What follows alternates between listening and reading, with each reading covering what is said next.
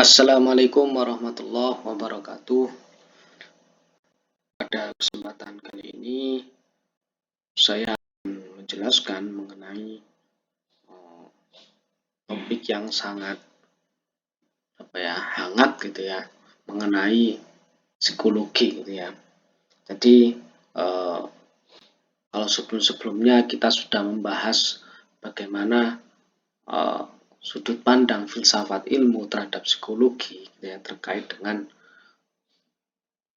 kekhasan psikologi sebagai sebuah ilmu, maka pada kesempatan kali ini saya akan mencoba menjelaskan bagaimana kemudian psikologi sebagai sebuah ilmu itu berkembang gitu ya, berkembang dan kemungkinan perkembangannya juga di masa depan gitu ya.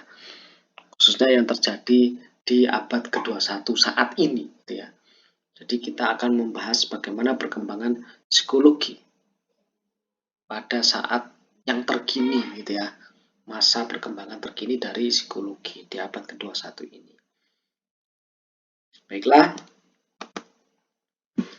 kalau kita lihat gitu ya, psikologi sebagai sebuah ilmu itu kan sudah mengalami perkembangan gitu ya, perkembangan yang sangat pesat gitu ya. Kalau kita lihat dari sudut pandang sejarahnya gitu ya, di mana psikologi lahir di tahun 1879 gitu ya, oleh pendirinya yaitu si William Wundt ya, di Jerman, dan di situ dia mencoba mengembangkan psikologi sebagai sebuah disiplin ilmu yang mandiri gitu ya. Nah, sejak saat itu gitu ya, kemudian psikologi berkembang sangat jauh gitu ya, dan melahirkan berbagai macam pemikiran, teori, riset gitu ya, bahkan banyak sekali aliran gitu ya. Di situ ada psikoanalisis gitu ya, kemudian ada strukturalisme gitu ya, kemudian ada gestalt gitu ya.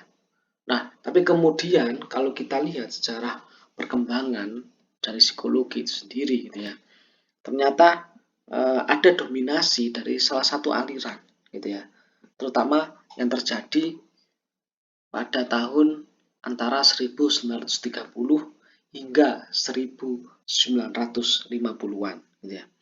Nah, saat itu yang terjadi adalah dominasi dari aliran behaviorisme gitu ya, yang didirikan oleh siapa pendirinya? Pendirinya adalah si J.B. Watson gitu ya. Nah, pada tahun-tahun itu dia 30 sampai 50-an itu behaviorisme menjadi sebuah madhab atau aliran yang sangat dominan gitu ya. Bahkan kalau bisa dikatakan ya psikologi yang sejati ya behaviorisme itu gitu ya. Atau bisa dikatakan psikologi itu adalah behaviorisme dan behaviorisme adalah psikologi itu sendiri. Bahkan sampai seperti itu ya saat itu gitu ya. Dan ini terutama terjadi di Amerika dan juga di Eropa, yang mana memang perkembangan dari psikologi itu di sana memang gitu, yang paling gitu ya, paling maju dan memang yang paling berdinamika itu di sana gitu ya. Itu. Bahkan di Indonesia sendiri masih belum saat itu gitu ya. Itu belum ada gitu ya jurusan psikologi ya.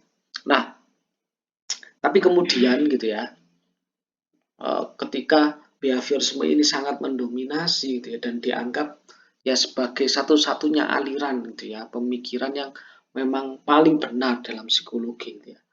Kalau aliran yang itu dianggap kayak ya sempalan apa gitulah ya, kayak pinggiran gitu ya. Dan bahkan saat itu ada pertentangan sebenarnya. Ya behaviorisme sebenarnya bukan satu-satunya aliran gitu ya, tapi dia memang dominan ya. Dan saat itu memang terjadi pertentangan yang sangat kuat ya di antara behaviorisme dengan aliran-aliran pemikiran dalam psikologi yang lain gitu ya. Jadi seolah-olah masing-masing aliran itu menganggap alirannya itu paling benar gitu ya, dan menafikan atau bahkan menganggap salah gitu ya, menganggap salah aliran-aliran yang lain. Jadi saling bertentangan di antara aliran psikologi itu sendiri gitu ya. Gitu. Nah, kemudian tahun 60-an itu muncul aliran yang sangat terkenal gitu ya, yang kemudian mengkritik behaviorisme gitu ya. Dan dia sebenarnya mengkritik psikoanalisis juga ya gitu ya. Nah, yaitu aliran yang namanya humanistik nih. Jadi ini tahun 1960-an ya. Itu psikologi humanistik ya, aliran psikologi humanistik itu lahir gitu ya. Dia mengkritik behaviorisme dan juga sekaligus psikoanalisis saat itu yang memang cukup dominan juga gitu ya, selain behaviorisme gitu ya. Itu. Dan pada tahun ini itu masih terjadi ya tadi pertentangan dan saling klaim sebagai aliran yang paling benar ya, di antara aliran-aliran yang ada dalam psikologi gitu ya. Nah, tapi kemudian tahun 80-an gitu ya. Tahun 80-an itu muncul yang namanya filsafat postmodernisme gitu ya. Filsafat postmodernisme. Nah, filsafat postmodernisme itu apa sih? Pada intinya filsafat postmodernisme adalah sebuah pemikiran filsafat atau aliran filsafat yang menekankan bahwasannya yang namanya pengetahuan yang dimiliki oleh manusia itu sangat tergantung pada pengalaman ya. Pengalaman terus kemudian bahkan yang namanya pengetahuan itu kan dihasilkan dari pengalaman individu atau kelompok masing-masing. Jadi sebuah pengetahuan yang dihasilkan gitu ya, itu pasti sangat dipengaruhi oleh kebenaran ataupun istilahnya pendapat gitu ya, pendapat atau bahkan pengalaman yang dimiliki oleh si pencetus pemikiran itu sendiri, teori itu sendiri gitu ya. Sehingga dalam hal ini akhirnya para pemikir postmodern mereka mengatakan bahwasannya yang namanya kebenaran di dalam pengetahuan itu berarti tidak ada kebenaran yang paling mutlak gitu ya. Tidak ada kebenaran dari salah satu kelompok atau salah satu pemikiran gitu ya. Semuanya itu masing-masing pasti memiliki kebenaran menurut versi masing-masing. Kenapa? Karena masing-masing pengetahuan dihasilkan dari ya pengalaman yang berbeda gitu ya, dari situasi yang berbeda, dari konteks yang berbeda gitu ya, sehingga kebenarannya itu ya sesuai dengan masing-masing kelompoknya itu sendiri, kelompok budaya misalnya gitu ya. Sehingga di sini uh, kaum postmodern, kaum filsuf postmodern mengatakan bahwa ya yang namanya kebenaran pengetahuan itu kebenarannya itu sangat relatif gitu ya, relatif, sama-sama benar tapi menurut versinya masing-masing gitu. Sehingga dari sini maka seharusnya tidak ada kebenaran yang sifatnya tunggal yang itu kemudian harus diberlakukan untuk semuanya, yang sifatnya universal lah misalnya. Tidak ada. Yang namanya kebenaran itu pasti sangat terkait dengan lokalitas gitu ya, konteks gitu ya, lokalitas atau suatu situasi konteks tertentu gitu ya. Jadi itu postmodernisme dan ini kemudian mempengaruhi juga terhadap psikologi gitu ya, sehingga muncullah corak psikologi yang postmodern. Nah, corak psikologi yang postmodern itu akhirnya melahirkan pemikiran bahwasannya berarti aliran-aliran dalam psikologi itu sebenarnya memiliki kebenarannya masing-masing ya, gitu ya. Sehingga setiap aliran itu harusnya bisa diterima, gitu ya. Tidak boleh dianggap bahwasannya ini yang paling benar, itu yang paling benar, karena setiap aliran itu pasti punya sisi kebenarannya, gitu ya. Sehingga kita harus bisa melihat, gitu ya, mana yang sesuai, mana yang bagus di dalam situasi tertentu gitu ya, dan mana yang memang kurang sesuai untuk situasi yang lain, untuk konteks yang lain gitu ya. Nah, dari sinilah kemudian muncul cara berpikir yang berbeda dalam memahami ada dalam psikologi. Yang sebelumnya itu sangat monistik lah gitu ya. Monisme, lebih ke monisme. Monisme itu artinya apa? Ya kayak berpegang pada aliran tertentu, aliran tertentu yang dianggap paling benar gitu ya. sebelumnya itu tahun 1930 50-an ini dan sampai 60-an ini juga masih para ilmuwan psikologi itu ya, para ahli psikologi, para praktis juga masih berpegang gitu ya. Mereka itu pokoknya kalau sudah behavioris ya behavioris tok yang dianggap paling benar. Kalau sudah humanistik, ya hanya humanistik saja yang dianggap paling benar. Yang lainnya dianggap salah pokoknya gitu ya. Jadi kayak apa fanatik terhadap alirannya masing-masing gitu ya dan menganggap aliran yang lain itu sudah sesat gitu ya, kira-kira gitu, tidak benar lah gitu, tidak pantas diikuti. Nah, tapi kemudian sejak munculnya postmodernisme ini sih itu melahirkan pandangan yang berbeda yang lebih plural atau istilahnya menggunakan pendekatan eklektisisme gitu ya atau eklektik gitu ya. Artinya di sini para ilmuwan, para ahli atau bahkan para praktisi psikologi gitu ya, itu mereka memahami bahwasannya ya kita harus bisa memaklumi bahwasannya ya setiap aliran itu punya nilai kebenarannya masing-masing gitu ya. Jadi ya kebenaran itu sangat beragam, kebenaran itu tidak tunggal ya. Jadi kebenaran itu uh, bisa jamak lah, bisa macam-macam gitu ya. Tapi tergantung nanti pemakaian atau kegunaan, pemanfaatan dari suatu aliran atau teori itu ya tergantung konteksnya kan itu ya. Karena setiap aliran itu lahir dari suatu konteks pemikiran tertentu juga kan itu ya. Itu. Jadi mungkin suatu aliran cocok untuk digunakan untuk situasi A, yang satunya lagi ya, untuk situasi B dan seterusnya gitu ya. Itu namanya pendekatan pluralisme atau eklektisisme. Jadi eklektik tuh namanya. Yang perlu kita bilang eklektik artinya ya apa istilahnya? Ya apa? Ya kayak apa istilahnya pandai memilah gitu ya. Pandai memilah dan pandai memilih gitu. Itu eklektik gitu ya. Fleksibel gitu ya. Lebih ke arah situ maksudnya. Fleksibel gitu ya. Mana yang bisa dimanfaatkan, mana yang benar untuk suatu situasi itulah yang digunakan. Kemudian dalam situasi yang lain, kalau yang lebih pas, lebih berguna adalah aliran yang lain, nah, maka itulah yang digunakan. Gitu ya. Jadi tidak fanatik pada satu aliran tertentu. Itu eklektisisme. Gitu ya. Dasarnya dari pluralisme, yaitu menerima keberagaman kebenaran itu. Gitu ya. Jadi kebenaran itu tidak tunggal. Gitu ya. Tidak ada aliran satupun yang paling benar. Gitu ya. Itu. Nah itu perkembangan terbaru gitu ya. Bagaimana psikologi gitu ya. Ternyata dulunya itu pernah mengalami dinamika yang sedemikian rupa tadi dan bahkan dulunya di antara aliran itu saling bertentangan gitu ya, saling menentang, saling mengkritik gitu ya. Dan ada fanatisme gitu ya terhadap satu aliran tertentu saja gitu ya. Tapi kemudian sejak munculnya filsafat postmodernisme ini psikologi menjadi terpengaruh juga gitu sehingga lebih eklektik gitu tadi gitu ya. Dan saat ini juga di kalangan ilmuwan praktisi psikologi juga sudah eklektik gitu ya.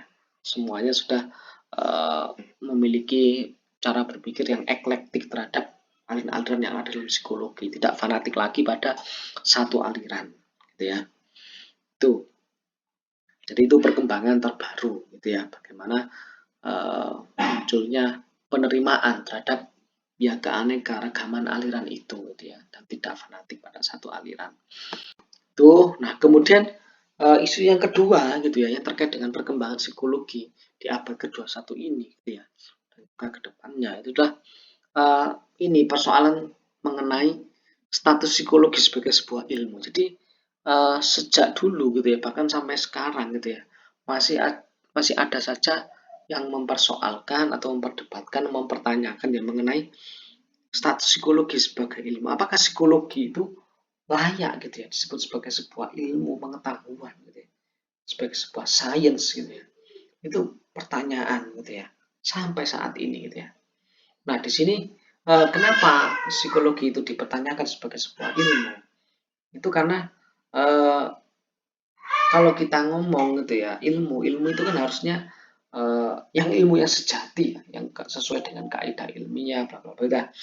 Nah seperti yang sudah kita jelaskan dulu itu kan ilmu yang paling bisa dikatakan paling mantap ya paling solid lah paling ya ilmu yang paling ilmiah gitu itu adalah ilmu alam ya karena kenapa karena dia bisa menghasilkan suatu apa istilahnya teori gitu ya yang berlaku universal gitu ya dan tidak mudah berubah gitu ya. Itu.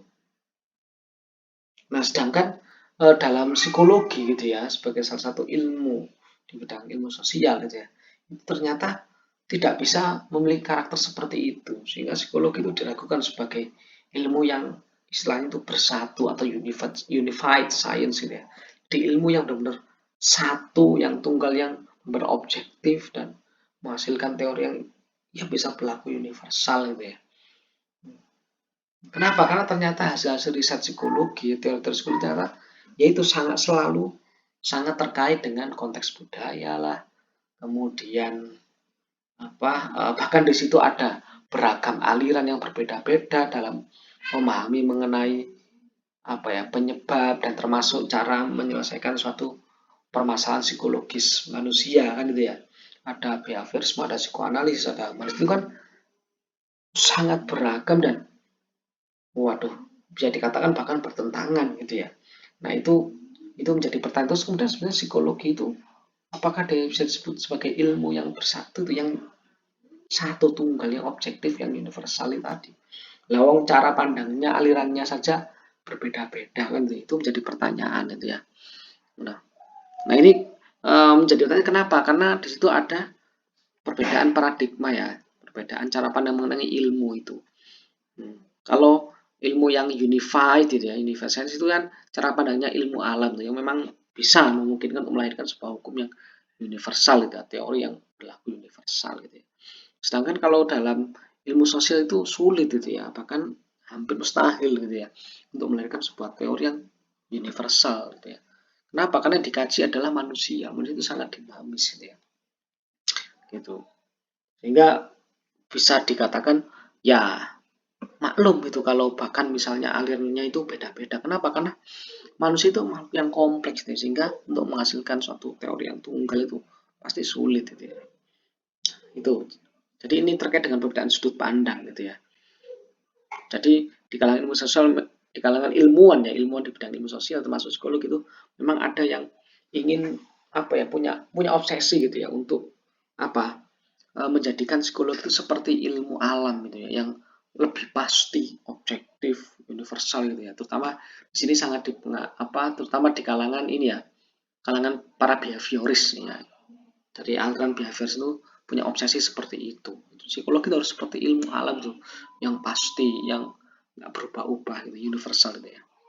Nah kemudian eh, di sini dipengaruhi juga karena sudut pandang modernisme. Nah, modernisme itu mirip dengan behaviorisme itu ya, sama sebenarnya. Jadi ingin menghasilkan sebuah teori yang universal itu. Sedangkan kalau kita menganut filsafat postmodernisme, nah itu ya justru kita menerima keberagaman itu, gitu ya. Nah kemudian akhirnya itu menjadi perdebatan juga, yang dulunya dominasi behaviorisme sekarang menjadi lebih eklektik gitu ya. Gitu. Sehingga di sini sebenarnya kalau kita lihat sebenarnya ya psikologi itu ya layak disebut sebagai ilmu ya, tetap ya gitu ya, walaupun ada kritik-kritik terhadap statusnya sebagai ilmu gitu ya. Ya jawabannya ya itu tadi, karena manusia itu makhluk yang kompleks sehingga maklum kalau teorinya, pemikirannya sangat beragam, alirnya juga beragam gitu ya. Nah, tapi kemudian juga ada pertanyaan klasik yang belum terjawab dalam psikologi ya. Karena yang dibahas psikologi itu kan ya lebih ke proses mental dan perilaku, sedangkan hakikat terdalam dari dalam diri manusia itu, sebenarnya manusia itu makhluk yang seperti apa sih? Itu masih belum terjawab gitu ya. Apakah manusia itu dari jiwa saja, raga saja, atau jiwa dan raga? Terus kemudian kalau dari keduanya bagaimana hubungannya? Itu juga masih menjadi pertanyaan itu ya, pertanyaan filosofis yang belum bisa dijawab oleh psikologi. Nah, saya kira itu yang bisa saya jelaskan ya untuk saat ini. Terima kasih, saya akhiri. Wassalamualaikum warahmatullahi wabarakatuh.